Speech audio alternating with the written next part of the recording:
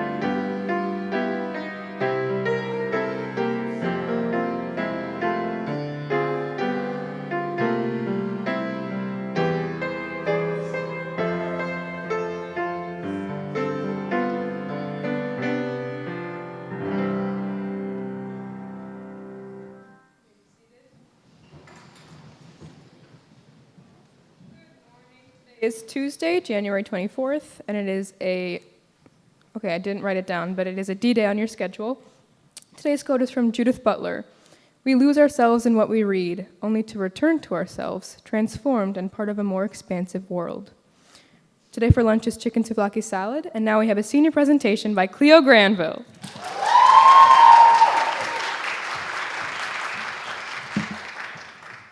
Hi.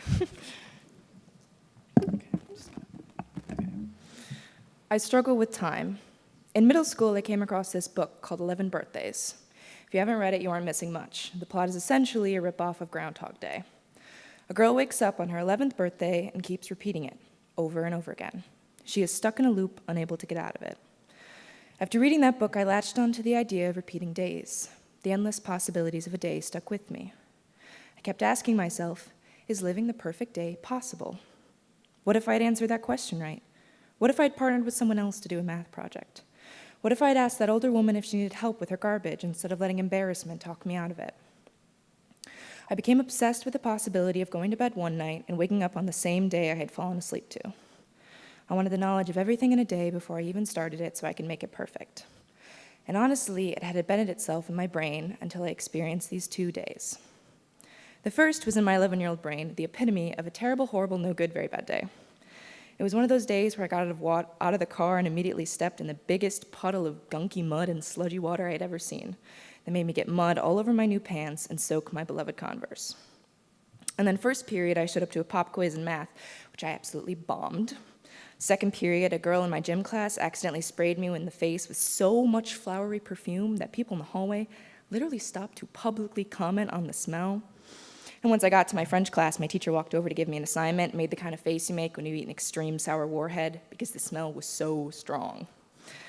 All in all, it was a day where my lunch was too soggy, my shirt was too itchy, and my pants were not only covered in dried mud, but stained with a marker that a kid next to me just had to cut open because he wanted to see the inside.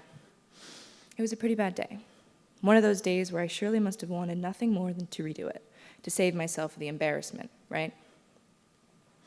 The funny thing is that I didn't want to go back and change that day. I learned more in that day of disaster than I would have learned in a month of perfect days. I learned how to swallow my pride and ask for help in math so that I'd actually understand what we were learning. I learned how to embrace the embarrassment I felt with 10 pounds of perfume on me because it made my friend laugh more than I had seen her laugh in a month. And I learned from my mom the art of getting stains out of my pants so they once again looked brand new, save for the small little heart-shaped marker stain on the waistband that I left because it made me smile. Now, I said I had 2 days, and I do. The second was an unexpectedly wonderful day. It was the kind of day where my dad surprised me with Fashnikikos for breakfast. If you don't know, they're these warm, fried dough pieces of heaven covered in powdered sugar. I devoured about 4 of them and obviously got powdered sugar all over my shirt. But I found that I didn't really care that much. Then a test was canceled, my teacher let us eat the leftover staff donuts, and my friend and I spent a free period doing none of the studying we promised to do, and instead spent an hour laughing ourselves silly, perhaps from the earlier mentioned sugar high. It was a good day. It was one of those days that was wonderful because it was so unexpected, and I treasure it because I welcomed the uncertainty of it with open arms. Those 2 days made me dull the constant what-if questions, because sometimes you can have a horrible day that teaches you to see the beauty in mishaps, and sometimes you can have a wonderful day that reminds you of how powerful the unknown is. So if you find yourself afraid of time passing because you want to make it count, that's okay. I am too. But I'm going to share with you a few things that I learned over the years. Find a middle ground. Worry about things like essay deadlines or the correct time it takes to cook chicken, but don't be so afraid of time passing that you forget to actually live that day. Don't spend all the time stuck in your head reliving the past or freaking out about the future. Listen to that slightly corny quote, but it's okay, because Eleanor Roosevelt said it of, "Today is a gift. That's why they call it the present." And understand how lucky we are to be here. Some of you, like me, have a few months left. Others, a few years. I don't say this to stress you out or guilt you. I don't say this because I want all of you to somehow become perfect managers of time, because that won't happen. I want you all to be okay with being imperfect, because being here would be a lot less interesting for me if you all were perfect. You would be a lot less interesting if you were perfect. I wanted to repeat my days because I thought that I could perfect them. I thought that if I knew everything, then I can control everything. But it will never work like that. Some things will always be out of your control, and that is what being human is. It is terrifying, but there is also something so beautiful about it. If I could control everything, then I never would have ended up like I am. If I let the fear of wasting time and making a fool out of myself overpower me, then I never would have walked on the stage to give this speech, or walked on the stage a few feet from here, or honestly, I never would have even applied to SEM. If you noticed, I started this off by saying I struggle with time. Not past tense, but present. I still struggle with it. Sometimes I have days where I feel like I want to relive them because I didn't use them to my full potential. But on days like that, I discovered there is no full potential. There are infinite ways to spend a day. Sometimes that day is full of joy, and sometimes it really sucks. But you need bad days to care about the good. Like if you drew something, it wouldn't look right if there were no shadows. You need the good and the bad to make you a whole person. You can't make time stop, or repeat, or slow down. It is always going to go at a constant pace, but that should remind you that you are here. You are living in this life, at this moment, in this second, right now. Make mistakes, have bad days, and scream at the top of your lungs if you need to. Basically, be so incredibly imperfect, but don't let your life pass by because you are afraid to live it. You are everything this universe has ever been, and you are everything it ever will be. You are 100 different things that you don't even know you are yet. And yes, you are imperfect.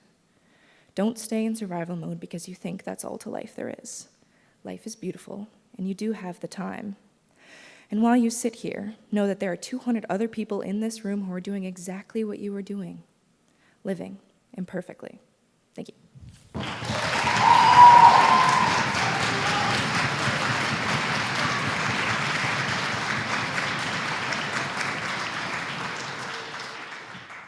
Thank you, Cleo. Okay, there is a Monocle meeting at 12:15 in the Cummings room, and today's badminton matches are Cleo and Alex versus Cameron and Harmony Ray, and Chloe and Mara versus Jojo and Vanessa. Any faculty announcements?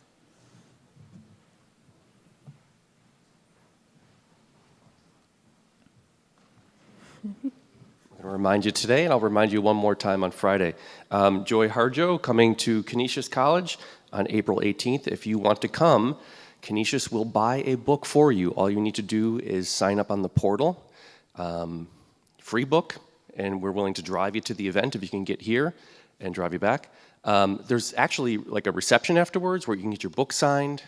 There's coffee and refreshments, like usually little cheesecakes and cookies. It's a good thing to do. So sign up and look her up on YouTube. She's a really fascinating person. I'll remind you again on Friday. Thanks, bye.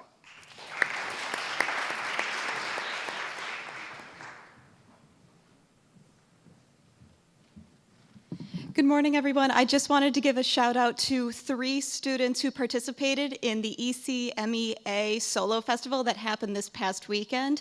Henrietta Rasmussen on French horn, Grace Dolan, where are you, Grace? There you are. Grace on cello, and then Lucy Davis on violin. All of them scored exceptionally well, so we'll find out about who is going to the all-county instrumental ensembles coming up in a few months. If you see them, please congratulate them. Thank you.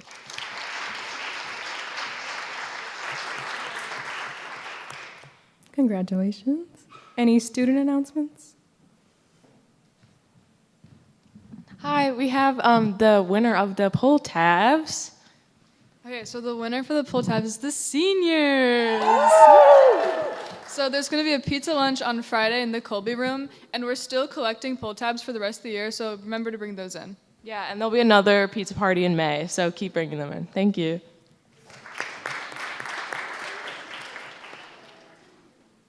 Any other student announcements?